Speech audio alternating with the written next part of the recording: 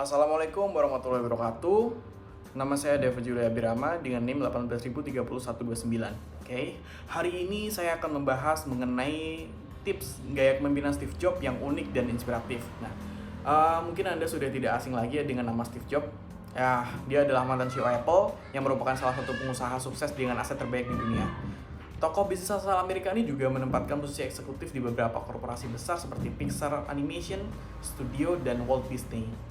Nah, selain seorang pebisnis, pria kelahiran 24 Februari 1950 ini juga sukses menginspirasi orang dengan gaya leadership yang tidak biasa. Nah, seperti apa sih gaya pemimpinan Steve Jobs yang menginspirasi itu? Oke.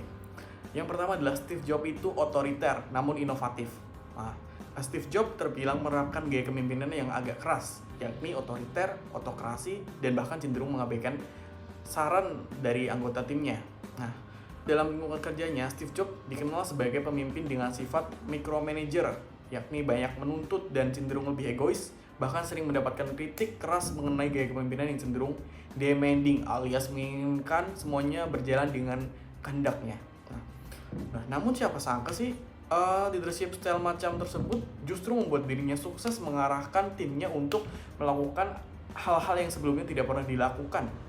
Ya, meski terkesan rigid, nyatanya gaya kepemimpinan Steve Jobs tersebut justru membawanya sukses dan membawa perubahan positif dalam setiap perusahaan yang ditanganinya. Ya, karena dirinya sudah tahu betul apa yang akan dicapai, bagaimana caranya, strategi, sampai resiko yang mungkin terjadi. Nah, di sisi lain juga merupakan pribadi yang inovatif ya, dan selalu hadir dengan gebrakan-gebrakan yang baru dibandingkan dengan pemimpin-pemimpin lain yang cenderung monoton seperti Bill Gates contohnya. Ide-ide kreatif dan brilian yang lahir dari kepala Steve Jobs pun berhasil menciptakan perusahaan teknologi yang tidak hanya sukses, tapi juga dikenal di dunia. Nah, yang selanjutnya adalah berani mengambil resiko. Sikap dari seorang Steve Jobs ini patut diteladani adalah keberhasilan mengambil resiko untuk mendapatkan hasil yang lebih besar. Itu terbukti ketika dirinya memutuskan untuk mengundurkan diri dari Apple dan membangun perusahaan teknologi yang bernama Next.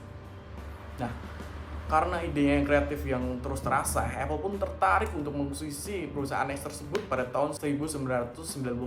Pada waktu yang sama, Steve Jobs kembali menjabat sebagai CEO Apple sampai dirinya wafat pada tahun 2011. Yang selanjutnya adalah visioner. Steve Jobs dikenal sebagai pemimpin yang visioner dan pandai melihat peluang jangka panjang. Contohnya adalah perangkat mouse yang kita pakai saat ini ketika menggunakan komputer merupakan salah satu buah pikir seorang Steve Jobs. Nah, tahun 1984 silam, ia menciptakan Macintosh, komputer pertama di dunia yang dioperasikan dengan mouse, dilengkapi dengan Graphic User Interface atau GUI. Gebrakan besar tersebut pun menginspirasi perusahaan-perusahaan teknologi di dunia hingga hari ini.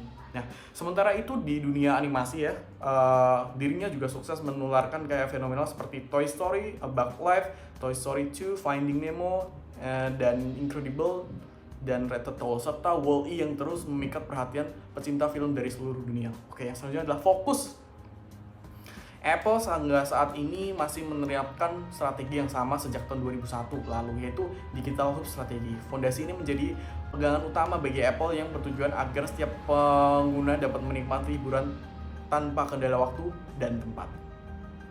Fokus itulah yang kemudian membuat Apple sukses mengeluarkan gadget aplikasi canggih seperti iPod, iTunes, iPhoto, iMovie, sampai iPhone yang bahkan menginspirasi perusahaan teknologi lainnya untuk mengeluarkan produk serupa. Steve Jobs itu juga memang seorang pengusaha sekaligus pemimpin yang unik dan menginspirasi ya. Namanya akan terus dikenang sebagai pebisnis yang memiliki komitmen tinggi pada apa yang akan dikerjakannya. Ya, itu mungkin sekian yang bisa saya sampaikan. Kurang lebihnya mohon maaf. Wassalamualaikum warahmatullahi wabarakatuh.